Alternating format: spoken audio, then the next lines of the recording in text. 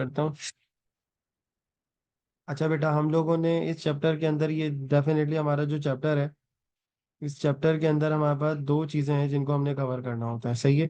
एक, इस चैप्टर का मैं कंप्लीट पहले वो हेडिंग डाल के कंटेंट मेंशन करता हूँ ताकि सबको पता हो।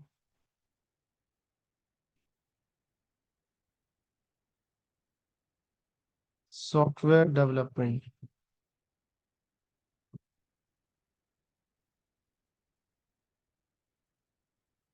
बेटा, सॉफ्टवेयर डेवलपमेंट में जब हम बात कर रहे हैं ना यहाँ पे इस चैप्टर के अंदर, एक चीज का ये ख्याल रखना है कि ये बेसिकली इसलिए हम कवर करते हैं क्योंकि जब भी कोई सॉफ्टवेयर बनता है तो उसकी पीछे बैक हैंड हमने वर्किंग करनी होती है, सही है। तो मेंटेनेंस होती है, सॉफ्टवेयर ऐसा नहीं है कि बस किसी ने बताया और हमने बना लिया, बल्कि इसके पीछे पूरी जो है ना वो रिसर्च होती है, और फिर उसके बाद हम चीज़ों को फाइनलाइज करते हैं, सही है। तो इस चैप्टर के अंदर हमारे पास जो है वो दो पोर्शंस हैं। एक है 12.1, इसको बेटा हम लोग नाम दे देते हैं program development life cycle. Programme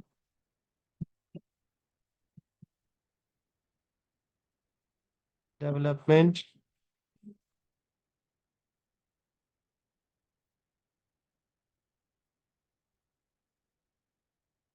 life cycle, ठीक है। अब इसके अंदर मैंने, आप लोगों को याद होगा कि लास्ट क्लास के अंदर कंप्लीट मैंने कॉन्सेप्ट बताए थे, स्टेजेस मैंने बताई थी कि हमारे पास टोटल जो स्टेजेस होती हैं वो कौन कौन सी होती हैं, ठीक है। तो इसके अंदर 12.1 के अंदर हम एक और चीज़ें भी कवर करेंगे, जिससे कि हमारे पास जब भी कोई सॉफ्टवेयर बनता है तो उसके मॉडल्स क्या होते हैं, वो सारी चीज़ें।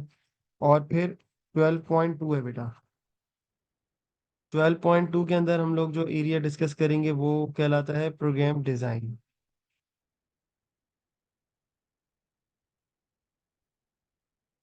सही है, तो दो टॉपिक्स हैं बेटा जो कि सॉफ्टवेयर डेवलपमेंट के अंदर आते हैं, सही है। तो मैं आज जो प्रोग्राम डेवलपमेंट में जो चीज़ें रह गई थी वो कवर कराऊं पहले, फिर उसके बाद प्रोग्राम डिज़ाइन के अंदर जो चीज़ें रह गई हैं, मेरे ख्याल से प्रोग्राम डिज़ाइन के अंदर जो है वो बस थ्योरेटिकली है जो रहता है। तो वो मैं देखता हूँ आज अगर पॉसिबल होता है तो हम आज कर लेंगे, वरना फिर हम इसे नेक्स्ट क्लास में कवर करेंगे, ठीक। क्योंकि नेक्स्ट क्लास हमारी लास्ट क्लास होगी, उसके अंदर ये सारा कंप्लीट एरिया जो है वो डिस्कस हो जाएगा। अच्छा, आप देखें बेटा, सॉफ्टवेयर डेवलपमेंट की जब हम बात करते हैं तो सॉफ्टवेयर डेवलपमेंट के अंदर मैं जल्दी से इसको हेडिंग डाल देता हूँ। तो बेटा, सॉफ्टवेयर डेवलपमेंट के अंदर जब हम बात करते हैं,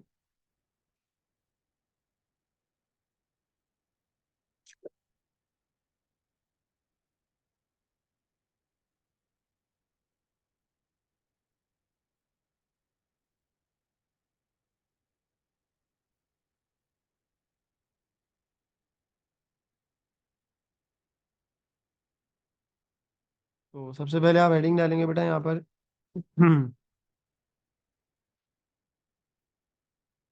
स्टेजेस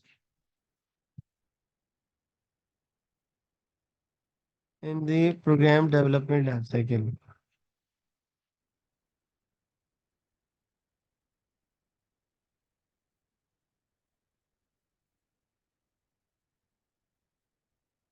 बेटा, स्टेजेस क्या है इसके अंदर टोटल मैंने आप लोगों को वैसे तो बताया था, लेकिन जस्ट फॉर एन ओवरव्यू मैं सारी चीजें बता देता हूँ। मैंने बेटा 5 स्टेजेस आपको बताए थे। एक होता है बेटा हमारे पास एनालिसिस। सर स्क्रीन शो नहीं हो रही। अच्छा, 2 मिनट क्यों,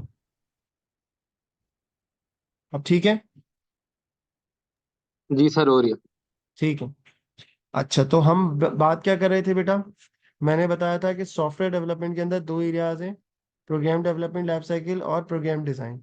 तो अभी हम जो बात कर रहे हैं वो बात कर रहे हैं प्रोग्राम डेवलपमेंट लाइफ साइकिल्स के अंदर, ठीक है, विच इज 12.1, ठीक है जी।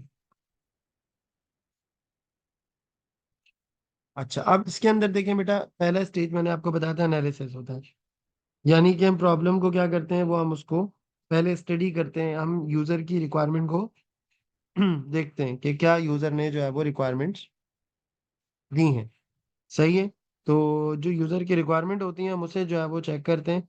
इस प्रोसेस को हम, इस कॉन्सेप्ट को हम लोग, या इस स्टेज को हम लोग बेटा रिक्वायरमेंट स्पेसिफिकेशंस भी बोलते हैं, ठीक है।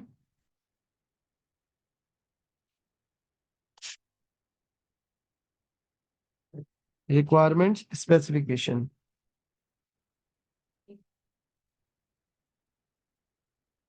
कि हम जो है वो रिक्वायरमेंट जो है वो यूजर की किसी भी प्रॉब्लम को बनाने से पहले डिफाइन करते हैं, अंडरस्टैंड करते हैं, ठीक है, कि कैसे इसको हम सॉल्व करेंगे। तो ये फर्स्ट स्टेज होता है। सेकेंड स्टेज के अंदर बेटा आ जाए तो हमारे पास होता है बेटा डिजाइन, कि डिजाइन के अंदर हम बात कर रहे होते हैं कि उस प्रॉब्लम को कैसे सॉल्व करेंगे।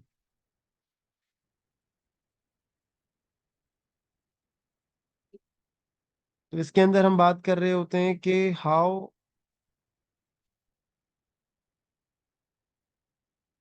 The programme should be developed, how the programme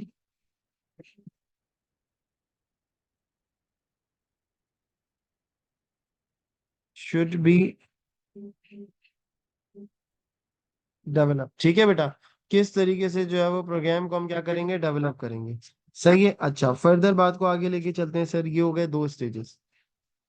अच्छा, डिजाइनिंग के अंदर ही हम जो है ना वो तीन चीजों के ऊपर काम करते हैं, जिसमें से बेटा एक एरिया हमारे पास होता है जिसे हम जानते हैं सूडो कोड, फिर स्ट्रक्चर चार्ट, और जो है वो स्टेट ट्रांजिशंस भी यूज होती हैं, ठीक है।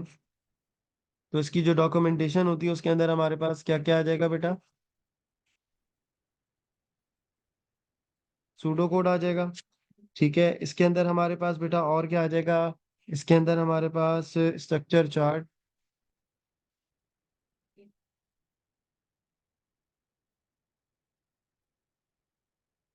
ठीक है बेटा, और स्टेट ट्रांजिशंस लिखी हुई हैं हमारे सिलेबस में, तो स्टेट ट्रांजिशंस भी आ जाएंगे इसके अंदर। फ्लो चार्ट भी लिख सकते हैं, बिल्कुल। फ्लो चार्ट असल में वो एक अलग कॉन्सेप्ट भी होता है, उसको किसी प्रोग्राम को टेस्ट करने के लिए भी हम उसे जो है वो यूज कर रहे होते हैं, लेकिन फॉर्मली जो डॉक्यूमेंटेशंस होती हैं वो उन्होंने यहाँ जिक्र की हैं, सूडो कोड, स्ट्रक्चर चार्ट और स्टेट ट्रांजिशंस।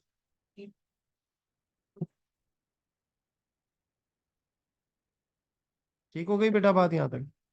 अब आ जाए बेटा स्टेप नंबर 3 के ऊपर। देखें, स्टेप नंबर 3 में बेटा क्या हो रहा है, स्टेप नंबर 3 में हम बात करते हैं कि उस प्रॉब्लम को कोड करना है, ठीक है। जो भी सॉफ्टवेयर हमने बनाया है उसको हम क्या करेंगे, कोड करेंगे यहाँ पे। तो ये कोडिंग के अंदर आ जाता है कि किसी भी हाई लेवल लैंग्वेज के कोड को यूज करके, सो आप लिखेंगे द प्रोग्राम और set of program is written using a suitable programming language. Set of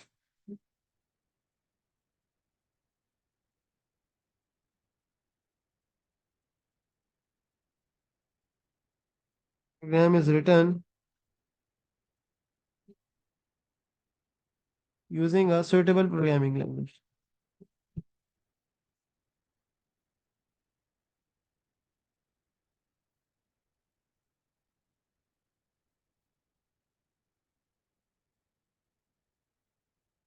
सही है बेटा। फिर फोर्थ पे हमारे पास जो कॉन्सेप्ट आ जाता है वो आ जाता है टेस्टिंग, ठीक है। इसके अंदर हम टेस्ट रन करके देखते हैं कि हमारा जो सॉफ्टवेयर है वो सही काम कर रहा है या नहीं कर रहा, by using the different type of test data, ठीक है। वो हम अप्लाई करते हैं इसके अंदर।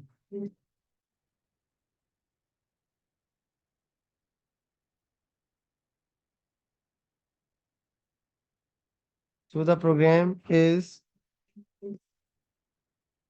run many times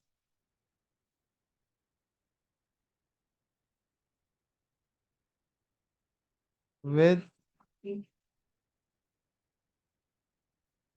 different sets of test data।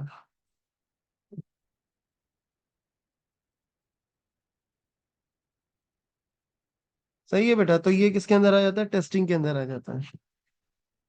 फिर बेटा हमारे पास कॉन्सेप्ट होता है जिसे हम नाम दे रहे थे मेंटेनेंस।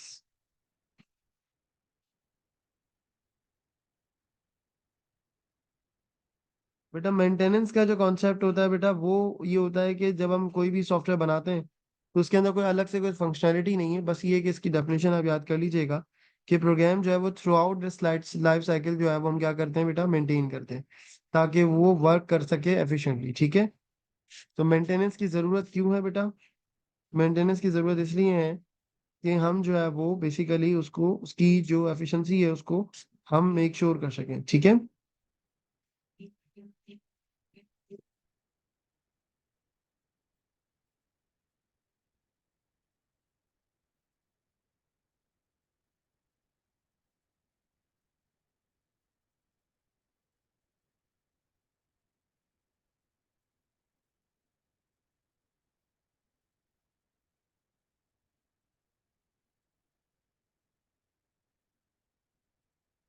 Maintenance is required. यार बग फिक्सिंग जो है वो टेस्टिंग में कवर हो जाएगी। मेंटेनेंस के अंदर बग, हाँ लेटर ऑन अगर कोई बग आता है तो वो रिमूव किया जा सकता है आफ्टर डिप्लॉयमेंट। सॉफ्टवेयर डिप्लॉय हो गया, बन गया, दे दिया क्लाइंट को, उसके बाद जब मसले आते हैं तो वो मेंटेनेंस में कवर होते हैं, जो अपडेट की फॉर्म में हम दे रहे होते हैं ना। सो मेंटेनेंस इज रिक्वायर्ड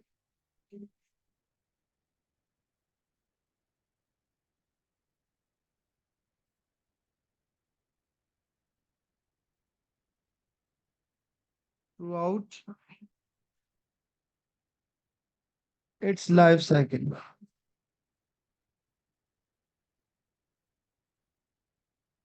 ठीक है, throughout the life cycle हम ये करते हैं। ठीक है, पर्पस क्या होता है बेटा? टू इंश्योर, कि हमें क्या करना होता है बेटा? इंश्योर करना होता है इसकी effectiveness. To ensure it continuous to work effectively.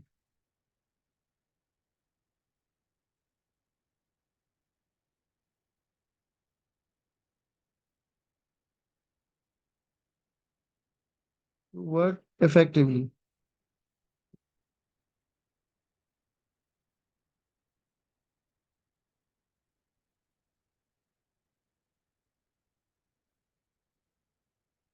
हाँ बिल्कुल कर सकते हैं शालोम, सही कह रहे हैं आप, ये चीज हो सकती है, कोई इसमें कोई मसला नहीं। ठीक है बेटा, तो ये हमारा क्या हो गया सर? ये हो गया स्टेजेस के ऊपर बात। अच्छा, अब बात को फर्दर बेटा आगे लेके चलते हैं। नाउ लेट्स टॉक अबाउट कि हमारे पास डेवलपमेंट लाइफ साइकिल तीन तरह के होते हैं, कि जब भी हम किसी सॉफ्टवेयर को डेवलप करते हैं तो तीन तरह से डेवलप कर रहे होते हैं। सही है, इसके ऊपर बात करना जरूरी है, तो इसके बारे में जल्दी से लिख लेते हैं।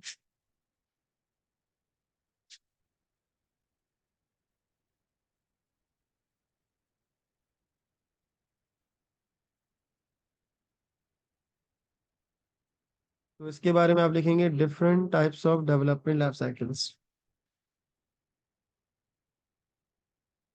या ये लिख लें कि different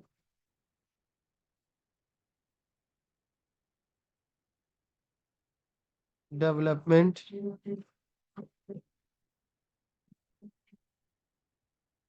life cycles.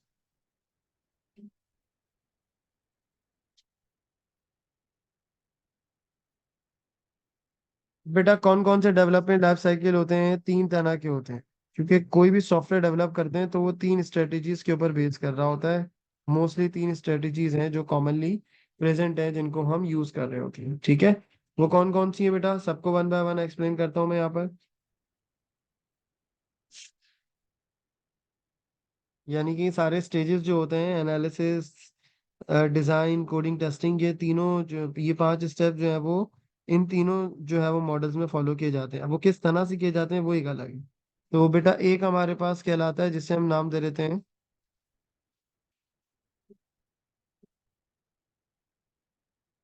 Waterfall model. ठीक है, दूसरा बेटा स्टेप क्या होता है? ये कहलाता है बेटा आइटरेटिव मॉडल।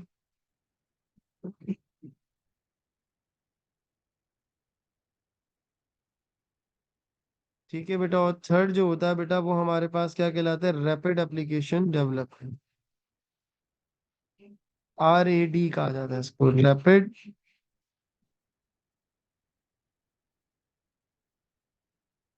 एप्लीकेशन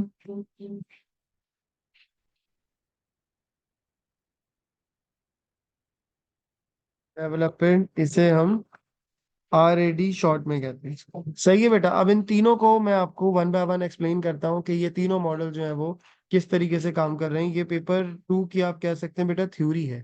तो इस चैप्टर को जो है ना वो लाजमी तौर पे आपने कवर करना है। इम्पोर्टेंट चैप्टर है। ठीक है, क्योंकि इसके अंदर कुछ ऐसी चीजें होती हैं जो आप इजीली जो है वो कवर कर सकते हो, इससे मार्क्स इजीली जो है वो गेन किए जा सकते हैं। क्योंकि देखें कोडिंग तो होती है मुश्किल, लेकिन कोडिंग के अलावा जो चीजें हैं वो आपके लिए जो है ना बड़ी जरूरी हैं। क्योंकि अगर कोडिंग में कुछ लेफ्ट राइट होती हैं चीजें तो आप यहाँ से अपने मार्क्स को सेव कर सकते हो। हाँ, ये तीनों को मैं वन बाय वन पढ़ा रहा हूँ ना। एक होता है बेटा हमारे पास जिसे हम नाम दे देते हैं वाटरफॉल मॉडल।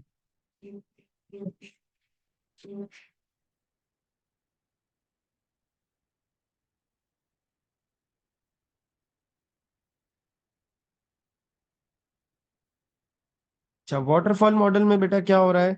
वाटरफॉल मॉडल को समझना जो है वो भी एक इम्पोर्टेंट काम है, क्योंकि ये सारे मॉडल जो है वो क्या हो रहे होते हैं, फॉलो हो रहे हैं।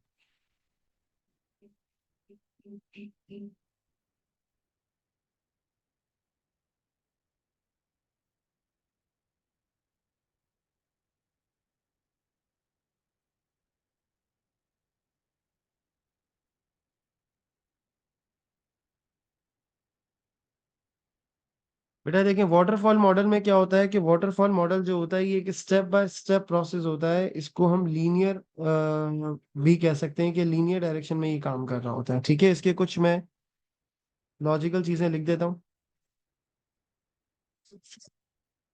फिर उसके बाद जो है वो आप इसको अपने पास भी नोट डाउन कर लीजिएगा कि हर स्टेज को जो है बेटा हम कंप्लीट किस तरह से कर सकते हैं। इसमें आप लिखेंगे कि each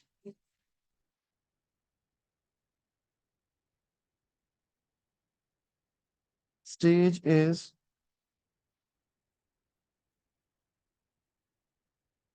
completed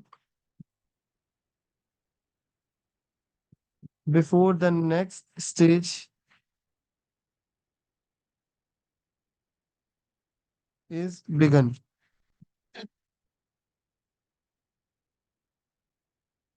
The next stage is started.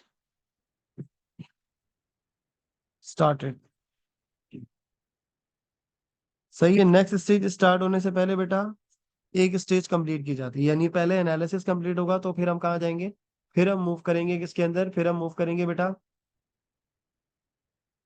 Design के ऊपर। डिजाइनिंग कंप्लीट होगी तो फिर कोडिंग के ऊपर, कोडिंग कंप्लीट होगी तो फिर टेस्टिंग और फिर मेंटेनेंस।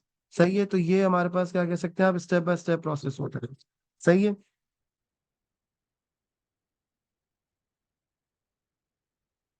फिर इसके अलावा बेटा इसके अंदर और क्या बात हो सकती है, लो कस्टमर इन्वॉल्वमेंट इसके अंदर होती है। ये आप एक बात इसमें लिख सकते हैं कि एक दफा बता दिया स्टार्ट में और फिर एंड में हम बता देते हैं कस्टमर को कि भाई ये आपकी प्रोडक्ट कंप्लीट हो गई। सही है, तो आप इसके साथ ये पॉइंट लिख सकते हैं, लो कस्टमर इन्वॉल्वमेंट, लो कस्टमर इन्वॉल्वमेंट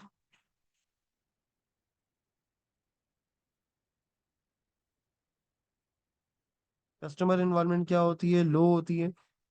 कस्टमर सिर्फ स्टार्ट और एंड में इन्वॉल्व होता है, ओनली इन्वॉल्व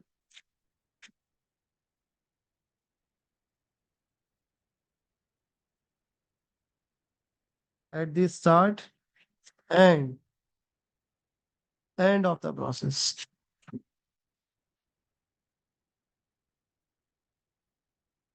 सही है बेटा, ये वाटरफॉल मॉडल हो गया, ये इसका क्या हो गया, ये आप इसको कह सकते हैं कि ये कंप्लीट डेफिनेशन हो गई। अब इसके जो है वो जरूरी है कि आप इसके एडवांटेजेस और डिसएडवांटेजेस कवर करें। पहले मैं आपको इसके एडवांटेजेस बता देता हूँ कि इसके, या बेनिफिट्स कह दीजिए आप इसके, कि इसके बेनिफिट्स क्या होंगे। तो बेटा अगर इसके बेनिफिट्स की अगर बात की जाए तो एक तो पॉइंट आप इसके अंदर ये ऐड कर सकते हैं कि ये बेटा इजी टू मैनेज होता है। ठीक है, ये मैनेज करना भी आसान है।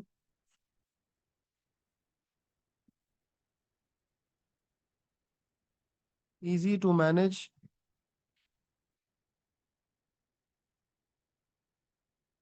Understand and use. सही है, क्योंकि सिंपल स्टेप्स होते हैं, हर स्टेप वन बाय वन चल रहे होते हैं। स्टेजेस जो है वो ओवरलैप नहीं होते। ठीक है।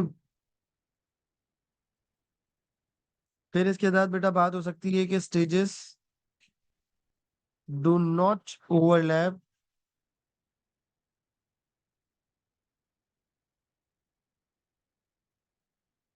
And are completed one at a time.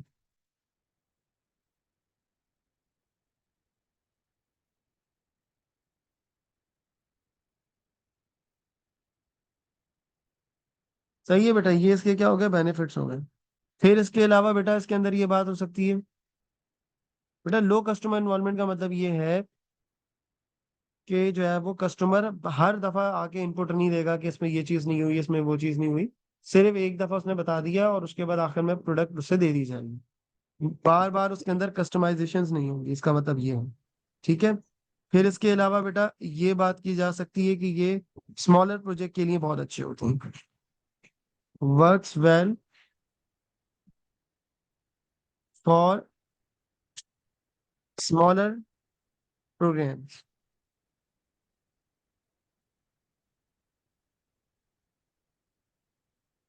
ठीक है बेटा, ये इसके क्या हो गया, एडवांटेजेस। सही है जी। अब आ जाए इसके डिसएडवांटेजेस की तरफ। डिसएडवांटेजेस में बेटा अगर हम बात करें तो इसके अंदर बेटा हमारे पास यानी ड्रॉबैक्स कह लीजिए आप इसको।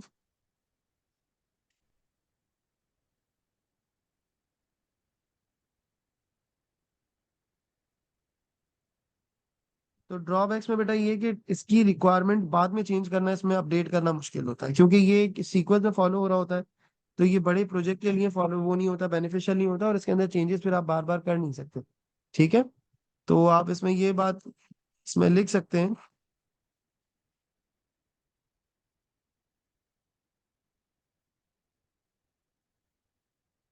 Difficult to change the requirements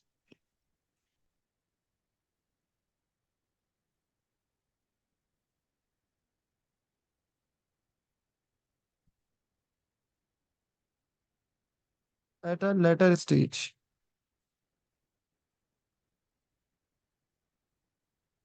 बाद में चेंज करना डिफिकल्ट होता है। ये इसका आप कह सकते हैं कि एक नेगेटिव एरिया है, या इसका ये ड्रॉबैक है। ठीक है। और ये उन जगहों पे यूज नहीं होता जहां पे आपने चेंज करनी हो रिक्वायरमेंट्स, बाद में कस्टमर ने आके चेंज करनी हो। सो आप उसके साथ ये बात कह सकते हैं कि not suitable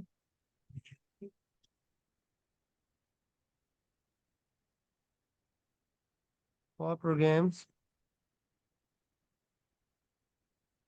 where the requirements where the requirements are ये where the requirements could be changed।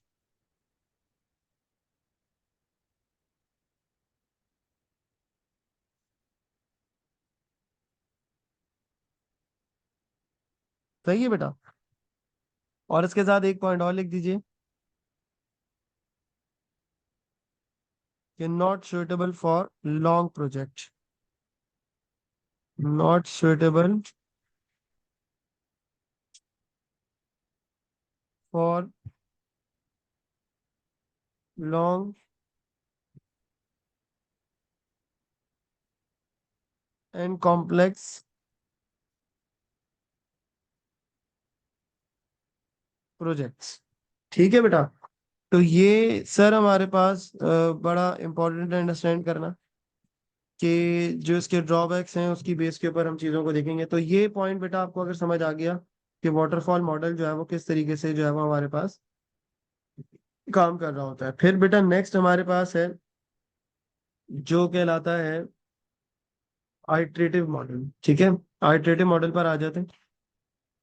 Next हमारे पास है बेटा आइटरेटिव मॉडल। देखिए आइटरेटिव मॉडल में क्या हो रहा है कि आइटरेटिव मॉडल में बेटा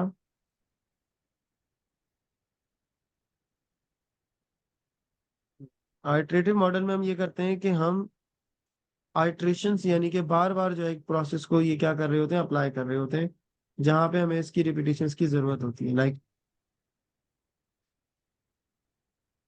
पहले मैं इसको लिख देता हूँ आपके सामने।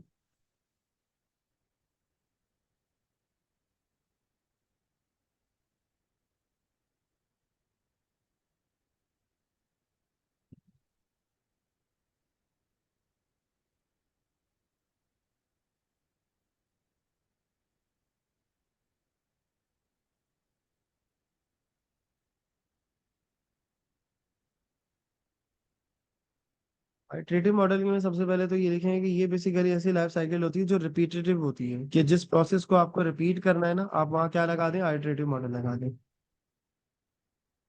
यानी मिसाल के तौर पे आपने जहाँ पे कस्टमर इन्वॉल्वमेंट ज्यादा रखनी है वहां पर आप आइटरेटिव स्ट्रक्चर लगा सकते हैं, क्योंकि आपने अगर कोई चेंज करना है तो आप वहीं पे ही क्या करवा सकते हैं, अपडेट करा सकते हैं। तो ये आइटरेशन का जो मकसद होता है वो ये होता है कि एक प्रोसेस जो है वो कंटिन्यूअसली चलता रहेगा जब तक जो है वो सही नहीं हो जाता, या जब तक यूजर की स्पेसिफिकेशन के अकॉर्डिंग नहीं हो जाता। ठीक है।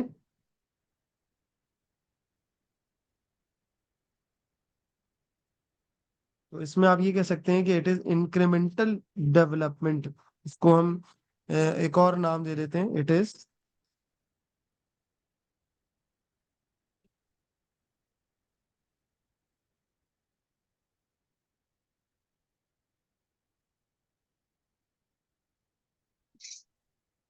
Incremental development. क्योंकि लाइफ साइकिल जो है वो यहाँ पर क्या हो जाती है, रिपीट हो जाती है। और इसके अलावा आप इसमें ये बात कह सकते हैं कि हाई कस्टमर इन्वॉल्वमेंट।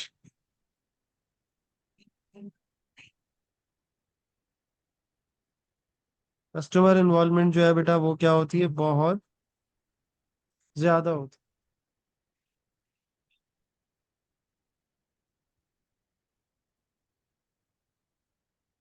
कैसे होती है वो आप इस तरह से लिख सकते हैं कि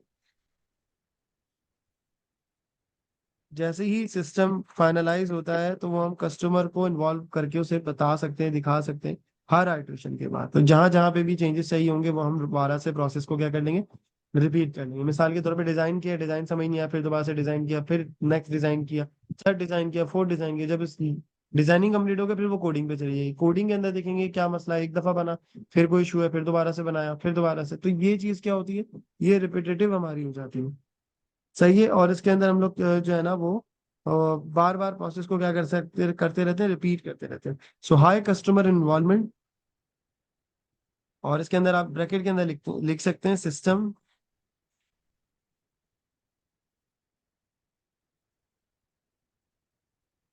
can be shown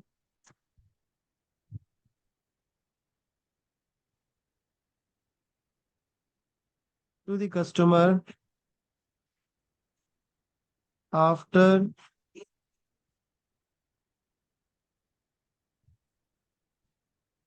every iteration.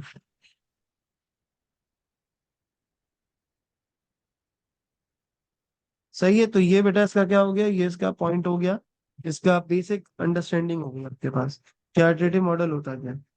तो अब इसके अंदर अगर मैं इसके बेनिफिट्स की अगर बात करूं,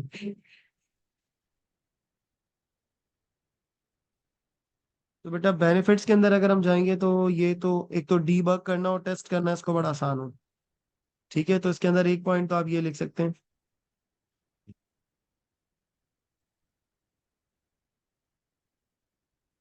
easier to test, easier to test and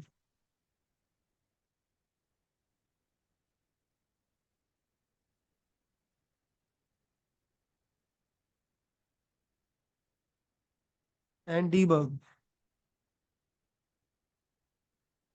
smaller programs को टेस्ट करना और डीबग करना आसान होता है।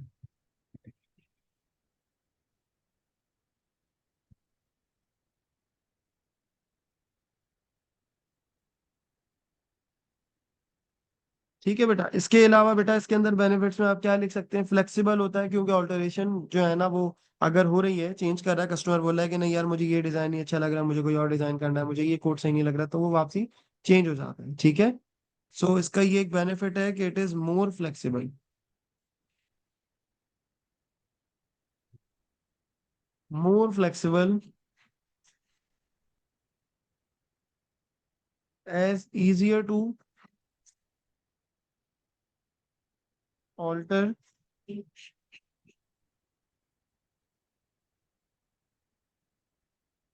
रिक्वायरमेंट्स। ठीक है। और ये एक बेनिफिट है कस्टमर के एंड से कि कस्टमर इन्वॉल्वमेंट होती है, ये लिख सकते हो उसके अंदर।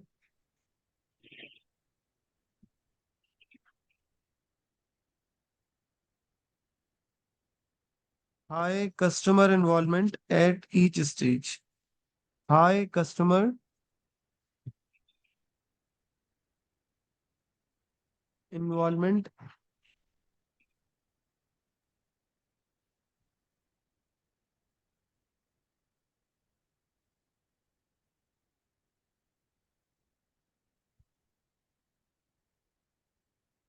ऑफ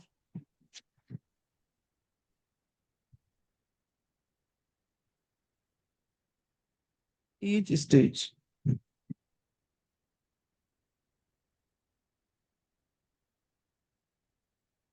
ठीक है बेटा।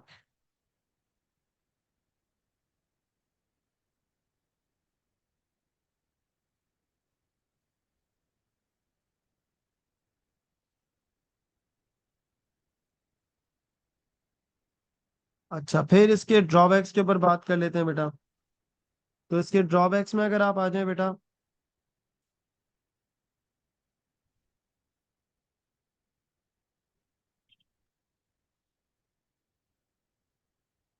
तो इसके ड्रॉबैक्स में बेटा ये आ जाएगा कि यहाँ पर मसला ये है कि ये छोटे प्रोजेक्ट के लिए नहीं होते हैं, बड़े प्रोजेक्ट के लिए होते हैं। और इसके अंदर प्लानिंग जो है ना वो बहुत ज्यादा जो है वो इम्पोर्टेंट होती है। और पूरे प्रोग्राम को हम पहले से ही डिफाइन करते हैं और उसके बाद हम इसे इस्तेमाल करते हैं। तो इसके दो ड्रॉबैक्स आप नोट डाउन कर सकते हैं कि it is not suitable for short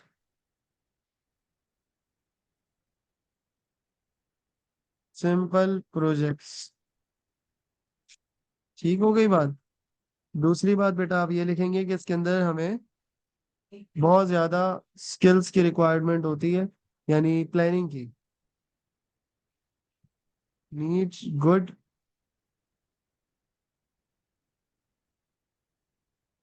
planning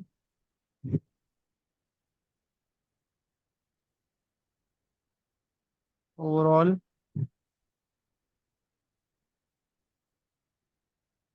and for every project और एवरी स्टेज। सही है बेटा। तो हर स्टेज के ऊपर हमें ये काम करना पड़ता है बेटा।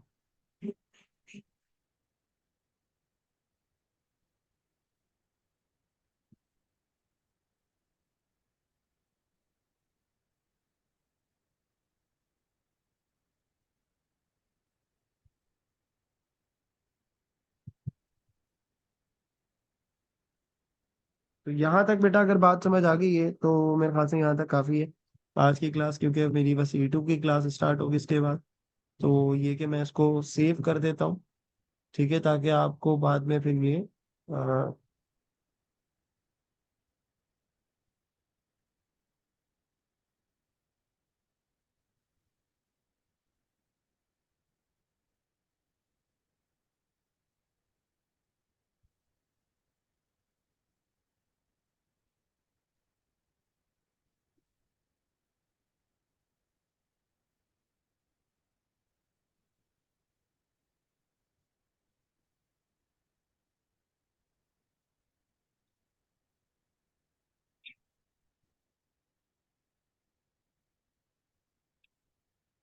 सही बेटा। चलें, बस आज की क्लास यहीं रखते हैं। Thank you. मैं रिकॉर्डिंग जो है वो अपलोड कर दूंगा, वीडियो भी, ताकि आप वहां से चीज़ों को कवर कर लें। सही है जी। चलें। ओके, अल्लाह हाफिज।